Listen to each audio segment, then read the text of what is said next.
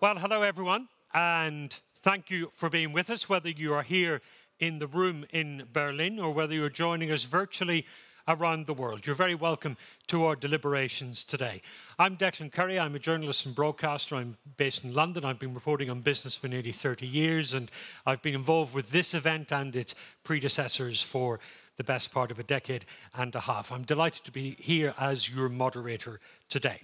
Our session is going to look at the importance of measuring and reporting in developing a new understanding of prosperity. We are going to hear from our distinguished panel of speakers shortly, and I hope to hear from many of you in the room and watching us globally. We welcome your questions and we welcome your observations. Please use the chat function to let us know what's on your mind. We start, though, with some comments on how this issue might fit into Germany's priorities during its presidency this year of the discussions between the G7 nations. We hear those remarks from Germany's Minister of Economic Affairs and Climate Change. Let's hear from Robert Habeck. Professor Snower, Dr. Engels, ladies and gentlemen, global solutions and united international action are very important these days. The war in Ukraine is another reminder of this, albeit a very sad one. The Global Solutions Summit is an initiative to promote transnational dialogue between academia, business, and civil society. The dialogue can deliver valuable contributions to international collaboration. The federal government has a keen interest in watching your discussions, listening to your views, and learning from the solutions you propose. I'm therefore more than delighted that you are co-chairing the think tank group under Germany's presidency of G7. You have got some compelling work to do as a new kind of multilateral awareness emerges. Russia's aggression against Ukraine has led to an unprecedented momentum for unity and collective action within the international community. As we tackle the transition towards a climate-neutral society, it is vital to upgrade our economic model and tap new sources of economic value. The conceptual work you are doing can play an important role in this effort. We believe that pricing greenhouse gas emissions is a key instrument, but it is surely not the only one. By taking a number of supplementary measures, we want to further increase the pace of transformation. We will multiply the speed of our energy sector's transition to renewable energy. We will heat and cool our buildings using renewable energy while significantly lowering their energy consumption. We will decouple industrial production from fossil fuels and lay the foundation for a hydrogen economy. We will develop clean and smart concepts for the transport sector. And we will make sure that energy remains affordable. Otherwise, we will risk social imbalances and a loss of energy-intense value creation.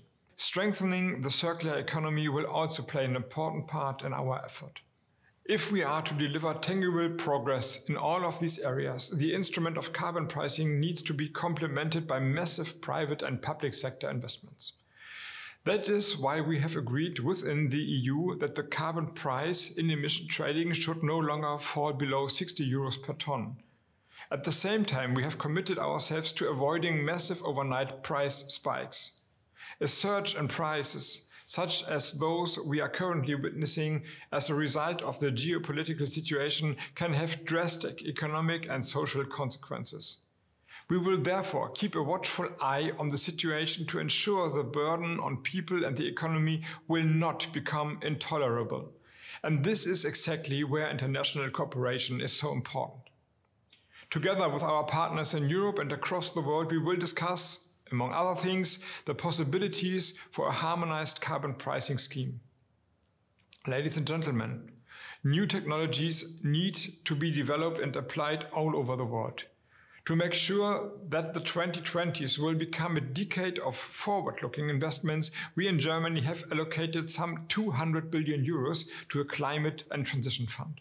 Furthermore, improved possibilities for depreciation and tax loss carryovers offer a great deal of financial flexibility. Also, we will provide targeted relief to consumers and companies struggling to pay their energy bills, but this will in no way distract us from our overall goals of transformation.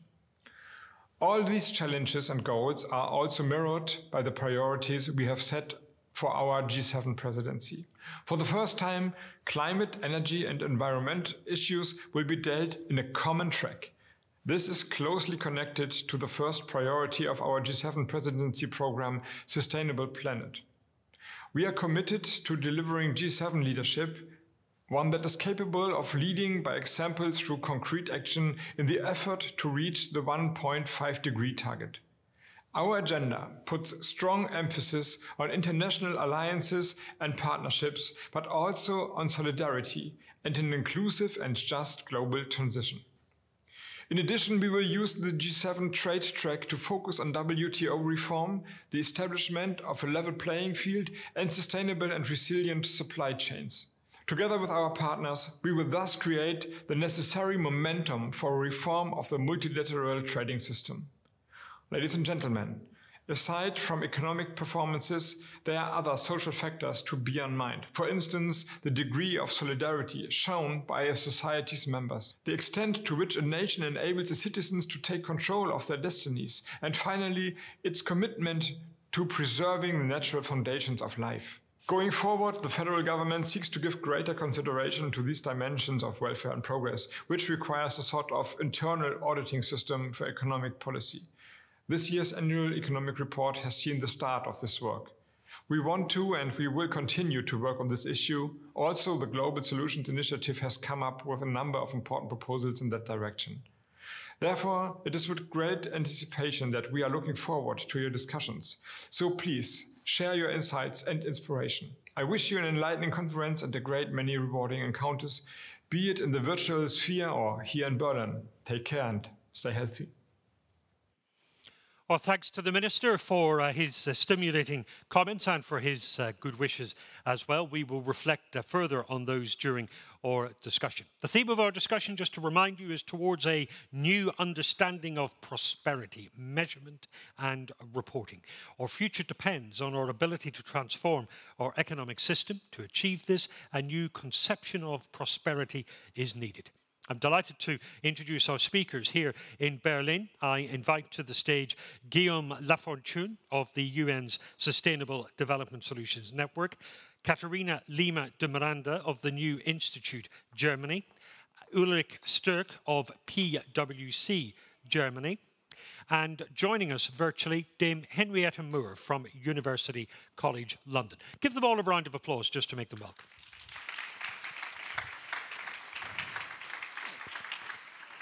And some information about each of them as they settle in. Guillaume Lafortune, who is next to me, leads the work on statistics and data on sustainable development goals at the United Nations Sustainable Development Solutions Network. He's worked as an economist for the OECD, focusing on public governance reform, and prior to that he worked for the Government of Canada. Next to him is Katharina Lima de Miranda, joining us from the New Institute in Germany. That's an institute for advanced study that's based in Hamburg. It aims to achieve solutions by working across science, culture, business and government. She's worked with Dennis Snower on the development of the recoupling dashboard, more about which we will hear in a little while. Ulrich Sturck is chairman of the management board in Germany for the Global Business Advisors and Consultants, PwC. Previously, he led its office in Frankfurt and was on its European advisory board.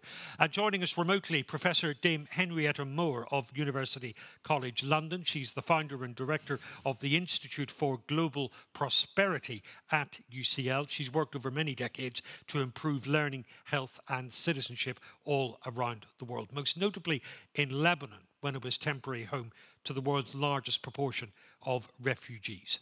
So, Guillaume, let's start with you. As we think about how we achieve a new understanding of prosperity and what we need to measure and what we need to report, of course, we already have a framework, and it is the Sustainable Development Goals from the UN.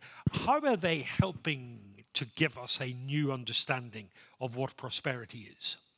Yeah, no, thank you so much, Declan, and also thank you to the Global Solutions Initiative and Dennis and colleague for organizing the event. I think between the Global Solutions Initiative and the Sustainable Development Solutions Network, we share this idea that we need global solutions to address the challenges of our time.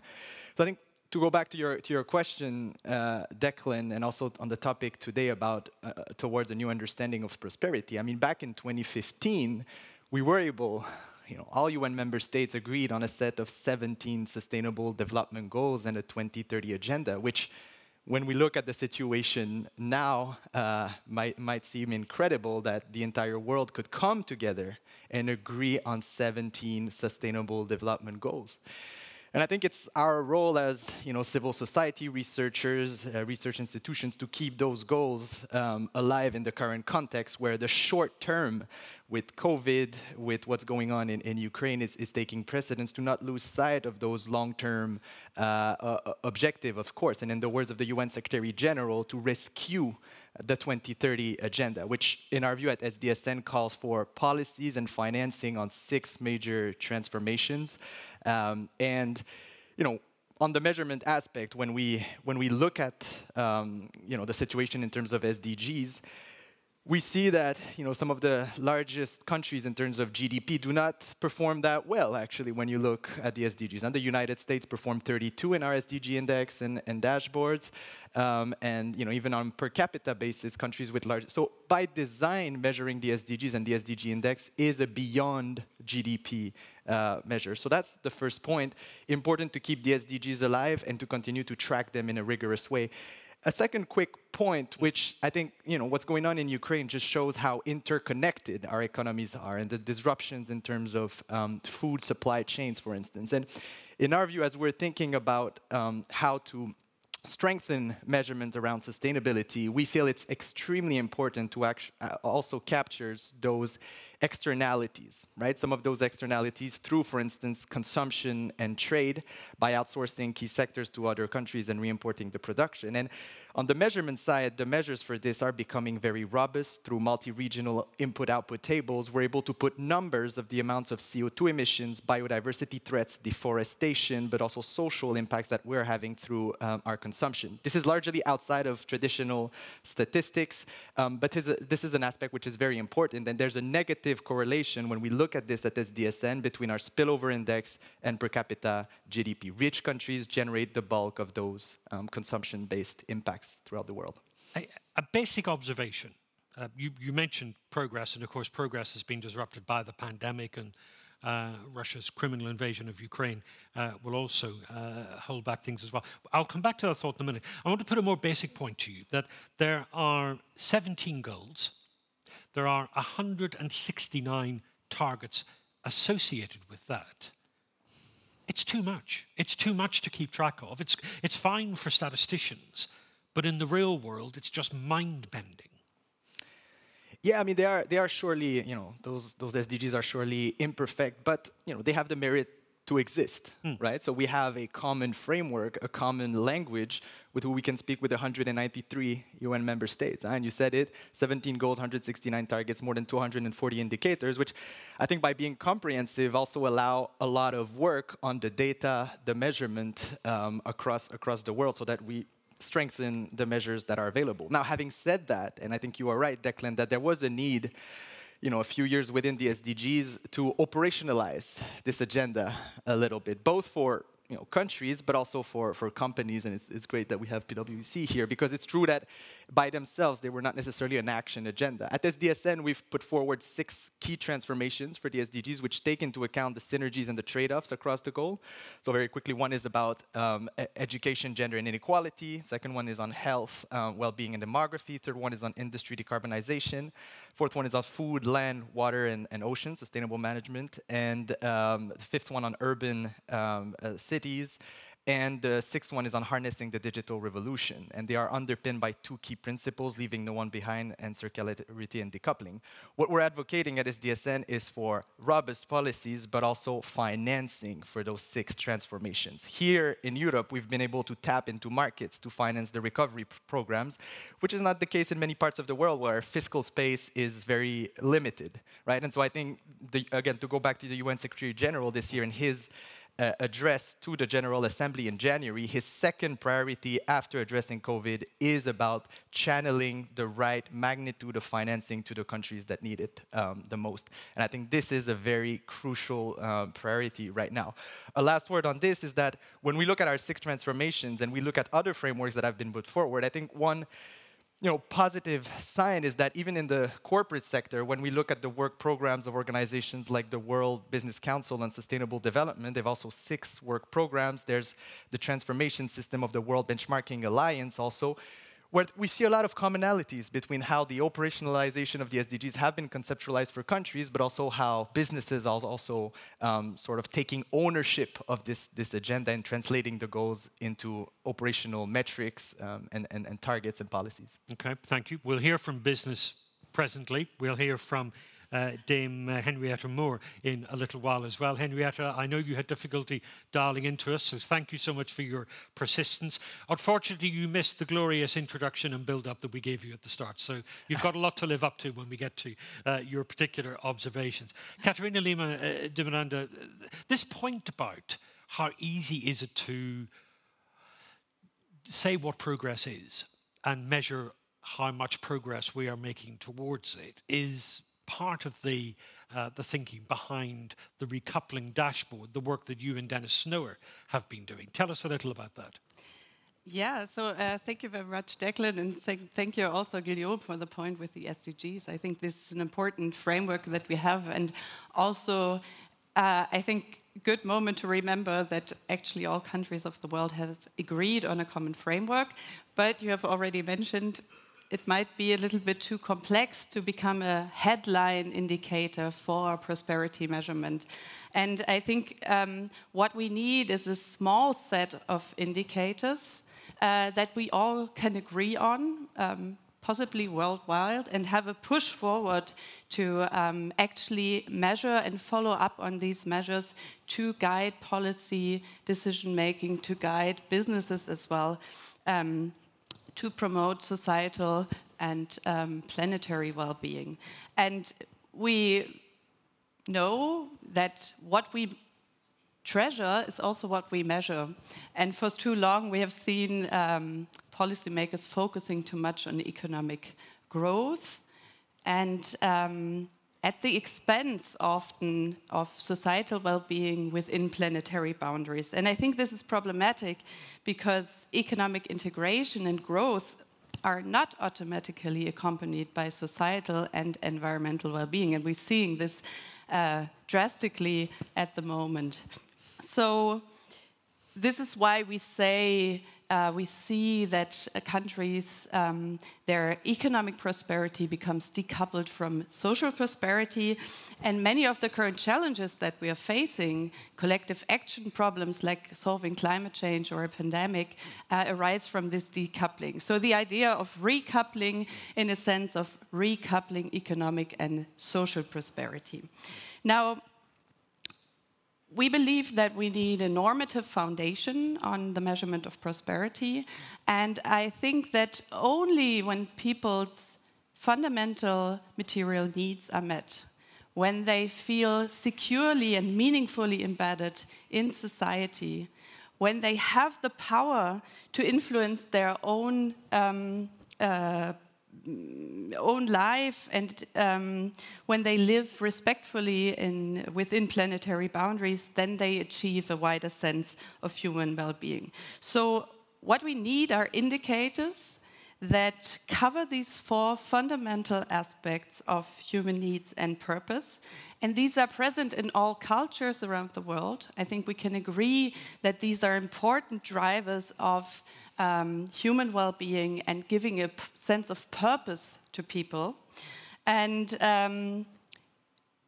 what we now need, and I think Minister Habeck is one of many policymakers that is trying to push this agenda, we need action. We need to align the initiatives that are out there. We need to align also the public and the private sector, that businesses can also follow and report and act on our societal well-being. And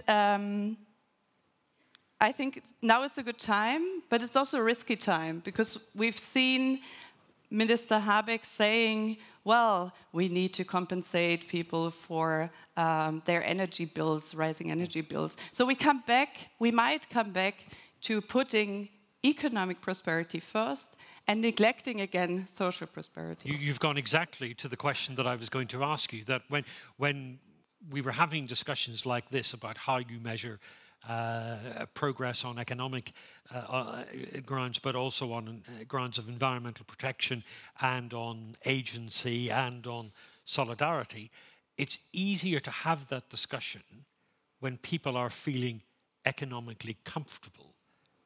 It's going to be very difficult this year when all around the world people are concerned about rising costs of energy, rising costs of food. We see political tensions rising in the Middle East and Africa over the last couple of weeks because of rising wheat prices.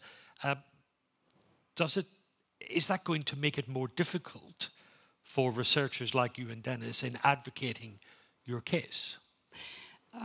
In a way, yes, of course, because the public debate is around these very pressing issues.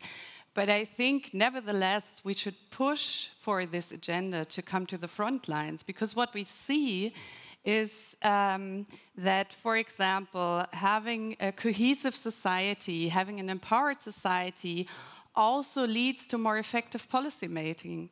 So when people feel that they are meaningfully integrated in their society, that they can actually act and their actions help in solving collective problems, then the policies become more effective. And we've seen this in the early stages of the pandemic, that those countries or those societies that were more cohesive and people felt empowered actually dealt better with the pandemic. And it was interesting, the minister, it was striking that the minister effectively said that the pandemic shows us that nations which had solidarity, where people exhibited solidarity, survived better. Yes, and I think when we think about climate change, it's obvious that we need the social prerequisites to people actually take actions and follow legitimate governments' policies, and they will be much more inclined to act upon these difficult choices, probably, instead of receiving a subsidy for energy bills, reducing actually energy consumptions, which is what we need, right? So I think it makes sense for policymakers to take that seriously, to take social policies seriously, not at the expense of economic policies, because this will help us in the end to solve problems, or at least to mitigate the problems that we have. Okay, thank you very much. Dame Henrietta Moore joining us from University College London. Let me bring you into this discussion. In the introduction to you, I briefly mentioned some of the work you have done through your long and distinguished career in helping to define and build prosperity in nations that were facing huge challenges. And I mentioned Lebanon and its refugee crisis as one example of that. We now look at Poland and Eastern Europe and see the refugee crisis there from Ukraine. What does that do to any discussion about what prosperity is and how we achieve it? Well, thank you for welcoming me, and I'm sorry that I was having trouble joining you. But I think, of course, it pushes us all to a defensive position, which is what you're suggesting, and takes us away from precisely the point that Katharina's been making, that we need to not just fix the system that we're in, but to transform it. So we have plenty of challenges in front of us, but the refugee crisis is one, and it's probably the major challenge to global prosperity today, perhaps just as big as the climate crisis. But I think we have to understand that if we take climate as an example, that climate investments are a great deal cheaper than climate disasters. So we can't afford now to turn our backs, in a sense, on the pressing challenges and just say, okay, we're in a hole, so I suggest that we go back to paying for people's energy bills, fixing the old problem rather than transforming it.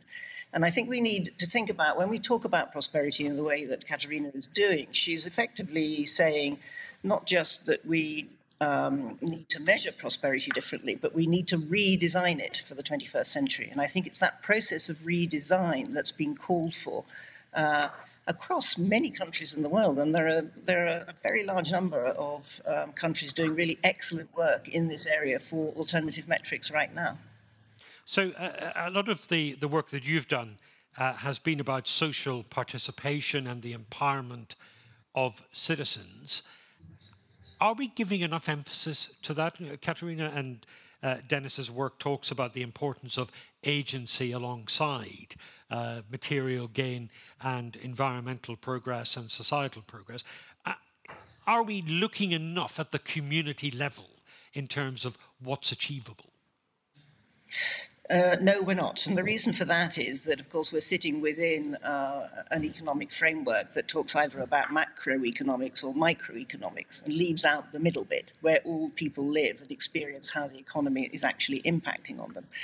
And I think that it's hard, therefore, for us to move away from either a discussion about well-being, which is very individualistic, or a discussion about macroeconomic performance. And we need to bring ourselves back to this middle area. And it's here that citizens and local businesses and local government have a really, really important role to play in understanding what prosperity is in specific places and times. And why that's important is because we actually inhabit a world that's made up of non-linear, dynamic systems. And therefore, the climate crisis, the biodiversity crisis, the inequality crisis, all of these things are unevenly spread across the world. They are, of course, major drivers, so we can see them happening everywhere. But what really matters is what is their impact in a particular place.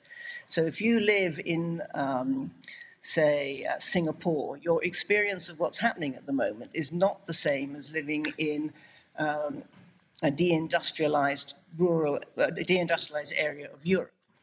So here, the challenges of those things have to be dealt with as they are on the ground. And so what we've been developing is a way of approaching that meso level and trying to work with the kinds of frameworks that Katharina and Dennis have been developing, but to bring that experience of what is quality of life for ordinary people back into the debate and put it center stage. And the implications of that for measurement and what we choose to measure and how we measure it are what? Well, they're very interesting, but I think they're quite doable because, first of all, right now we have a lot of new and alternative measurement frameworks out there. But just look at the ones that underpin this panel today. Some of the best ones. So the OECD Recovery Dashboard, the EU Resilience Dashboard, the SAGE framework that Katharina and Dennis have been producing. All of these, alongside, say, the UN Green Economy Progress Measurement Framework, all of those would allow you to look at the big drivers of change and take account of the way that they're impacting communities and individuals in terms of aggregate numbers at a national level. Whereas the kind of thing that we've been developing would allow you to slot underneath that how those figures are actually working out at the community level or the regional level. And I think we have to understand now that the great problem with something like GDP as a way of measuring society is, apart from the fact, and economies, that it doesn't actually measure the two things that matter most to us at the moment, which is environmental degradation and inequality. Can't do either of those things. So we need to move away from saying it's really all we've got, so we have to keep going back to it. We need to think about the fact that GDP is a measurement for the 20th century, not the 21st century. It's a kind of mechanistic lever. It's a one-size-fits-all. We're now living in a world in which we've degraded our environments and our social solidarity to such an extent that we're getting sort of, if you like, almost like ripples pushing out across our societies and our countries and our economies, taking different shape and form in different places.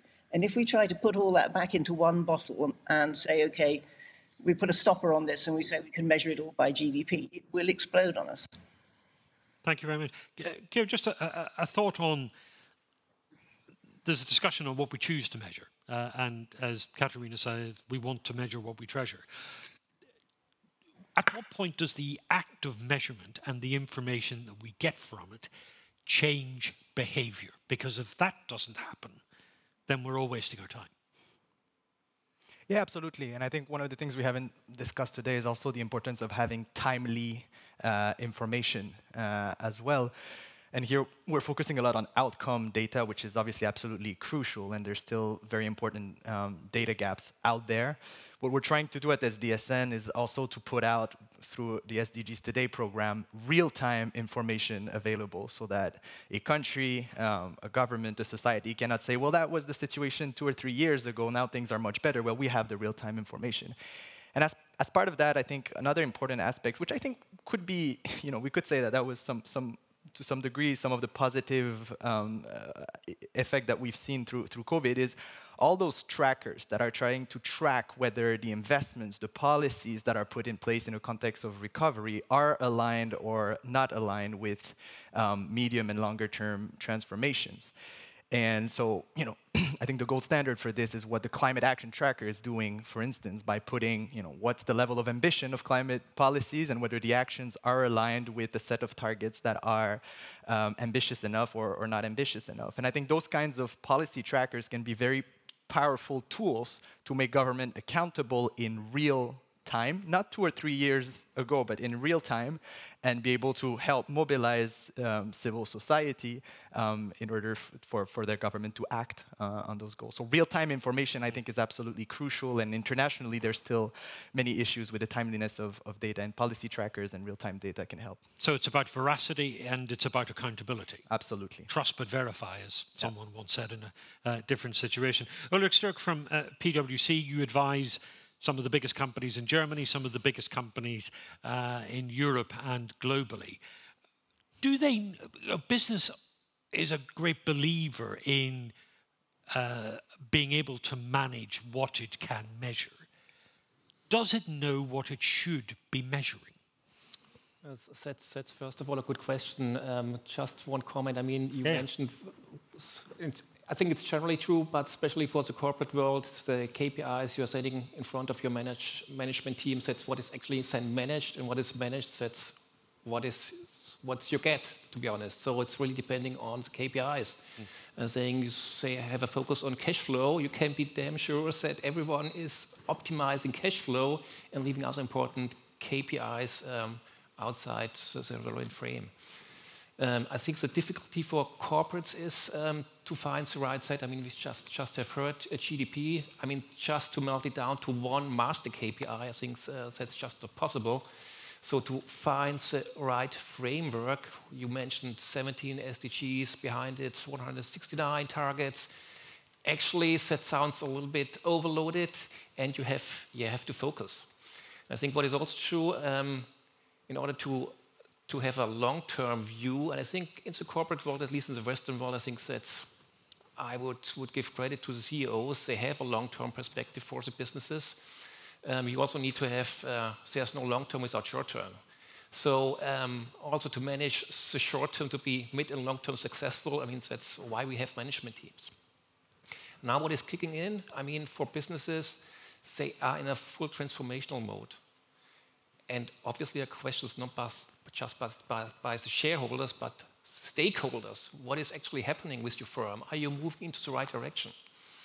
And I can tell you from when we're doing transactions, for example, having ESG diligence, that's one fundamental part. I mean, no investor would invest without having a solid report on how does the ESG perspective fit into the overall strategy. And I mean, the challenge now is to get, like we have heard, the relevant data in time. So we have trustworthy data, and I think we have to agree to some extent on less might be more. So just to have set benchmarks to compare data, and also give the right ambitions to the corporate world. That would be my but we have examples where companies look at the same information and look at the same data, and some of them decide that they will not invest in coal, and some of them decide that they will continue to invest in coal. Some of them decide they will continue to invest in oil and gas. I mentioned that sector just as one particular example that even though we have the measurement and we have the evidence, that doesn't necessarily change the decision making. Yes, but I mean, at the end of the day, they are still in deciding on the future of a business. There's still subjective judgment. I mean, some car makers might say we still believe in combustion engine. Others say we believe that we should have a full transformational change to electricity. I don't know what the right answer would be, but I mean, that's the discussion which has to take place, obviously. So it's the same with KPIs on ESG. I mean, the first thing is that you have evidenced, trustworthy data. So scientists are looking over the data, management teams are looking over the data, investors are looking over the data, but I mean, then you also have competition and a fight for the right strategy going forward.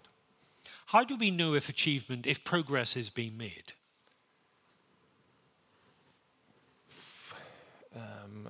Is it in decisions made at the executive level in companies? Is it in... I mean, first, they all publish documents that runs for dozens of pages on or ambitions or green agenda, and I mean, so first we have to find what progress is or what good results should look like. I mean, we are partnership with PwC, and obviously we have the questions we did through COVID. What should we do with our family, our employees? I mean, they have companies who were cutting down on employees. We decided to stick with our family, even hired during COVID. So, I mean, that's how we are defining success. There might be other firms who define success differently. And I mean, therefore, we need a societal discussion about what success should look like, not just taking GDP, but also further relevant KPIs into account. Dame Henrietta, I think the point that I'm driving at here is that there isn't always an alignment between what we choose to measure, the reason we choose to measure it in terms of influencing behavior, and then the change in the behavior in society and in business or in communities. How do we improve that alignment? Well, I think we improve it by focusing on solutions rather than fixing problems. So what the problem that business has is that they're constantly told that they need to do more, but no one is laying out for them their role in the pathway towards this redefined prosperity that we're talking about. And so it's absolutely right, as we've just heard, to say that what we need is a public discussion. And I think we need to broaden that public discussion. So, for example, we do need real-time data, and we're close to getting that on economies now. With the Internet of Things, we have absolutely, and with Earth observation data, we're very much closer to having real-time economic data than you could ever imagine. And so our economies will be transformed by that. But I think if we think at the moment that we report in many countries of the world, GDP figures are now reported quarterly. And they used to be reported with a time lag of perhaps 2 years, but they're now reported quarterly. So why are we not reporting on a basket of other metrics quarterly and bringing the public into that discussion? So we should be reporting quarterly on air, water, carbon sequestration, decent work, social capital, biodiversity gain, domestic violence, health, and a few other key metrics. And we should be bringing the public into those discussions. And then, of course, business and everyone who works in business and everyone who works for a business is part of the public. So we need these traffic lights, if you like, that build the public behind this movement for transformation. And it needs to work both at the national level and at the regional level and, of course, at the global level. And I think there is a huge amount with the people you just have on the panel today that could be done right away to make that a reality. Henrietta, thank you very much. Katharina, just a thought from you on how we achieve alignment. Yes, so I think in a way we all agree that we need this alignment, that we need a framework, but still the initiatives are quite scattered. So, and having heard from Ulrich, what businesses are reporting on, and in the end, every business decides on its own in a way what we want to achieve, what is societal progress, what is societal impact. We need to build alliances to put this agenda forward together. Academia, we need the international organizations that have put forward good frameworks as well, and we need to integrate business in that discussion. And I think what Henrietta proposed, to have the public debate and include business, include civil society, is a very good idea. I think one first step would be to actually agree on a small set of indicators, which by no means is contrary to having local context-specific adapted measures, having adapted measures for businesses. But we need these headline figures, agree upon them, and I think it should be possible because everybody talks about it. But then you also see the governments. The OECD has put forward a report, for example. All the OECD countries have more or less a well-being framework now. But it's very separated still, so we need to align this. And I think being here and having this great panel together is one step forward in promoting this agenda, aligning several actors on the common path and bringing forward a good solution that could, for example, be adapted by the G20, further developed by the G20, taking ownership of this approach and leading by example to bring this into the world. Thank you, Ulrich. Speaking for the corporate world, I think corporates are desperately looking for a globally aligned set of data. Because, I mean, that's the worst thing if every territory, every region, every country is defining by itself what are the right data.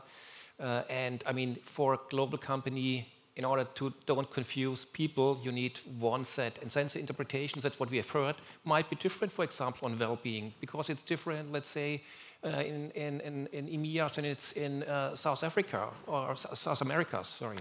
So, but you need a harmonized set of data. So I'm fully positive about the ISSB, which now founded and hopefully gives guidance. These global measurements, are they of interest, of value just to large multinational companies, or are they of value to companies that may be domestic in their focus, but they are plugged into global supply chains and they need to know what is happening in the factory that supplies them on the other side of the world? A short yes. It's Can I have the thought? Yes, yes, please do. Yeah, I mean, on this discussion around business reporting and metrics, I think we've gone a long way compared to where we were back in 2015, right? So I think initially there was probably three main issues with the business reporting. Initially, it started with this very specific reporting on specific activities, like I've put a beehive or a solar panel on top of my building. I mean, this is not going to solve the SDG challenge, right? Then there was a second phase where there was the cherry picking way. So you select SDG 8 on economic growth, you select SDG 9 on innovation, and then sometimes SDG 13 or gender, but that's missing the point that we should make progress on all of those goals in parallel. And I think now the main challenge is really on the level of ambition, right? And I think here, those sectoral benchmarks can be quite useful because, you know, it's true that those goals were set for countries, right? You know, were not meant to be for companies. So there was a bit of work to do to say, okay, how does it translate into corporate metrics? And I guess for each sectors, that might also differ a little bit. But we've looked specifically at the food and land business, the 100 largest companies, and we went into what you were mentioning, the actual reporting from those companies. And it's a bit striking to see that when we look at the 100 largest companies, we see that 5% only report comprehensive KPIs, indicators, timelines in order to address those sets of SDGs. 10% only report KPIs and timelines for deforestation, for instance, which we know the food, land, supply chain should be absolutely reporting on deforestation. So I think here, really the challenge is to put really concrete targets, timelines, indicators, and maybe those need to differ also across sectors, which is why I think the work that the World Benchmarking Alliance is doing, those corporate benchmarks, sector benchmarks are very helpful, right? Looking at the automobile sector, looking at the food land sector, marine sector, and so on, and putting in place the right indicator framework targets and timelines. Okay, thank you very much. Henrietta, 60 seconds left. The last thought from you. Well, the last thought from me is we need to be aware that if we don't solve this problem, if we continue to focus on GDP, there's a very big chance that as we go through these major transformations in front of us, we will get lock-in. In other words, we'll get maladaptation, we'll get missed opportunities, we'll miss the new markets that are emerging, we will hamper business, we will hamper social protection programs, and we will hamper what governments can actually do to build communities' resilience in the face of these new challenges. And that's really important. We need to move now. Dame Henrietta Moore, thank you very much. I know you'll also join me in thanking our panellists here in Berlin, Guillaume Lafortune, Katharina Lima de Miranda and Ulrich Stork. Thank you very much. Give them a round of applause, please. And I'd like to thank you. I'd like to thank you for your attention and your participation at Global Solutions. I'm Declan Curry. Your next session will begin here shortly.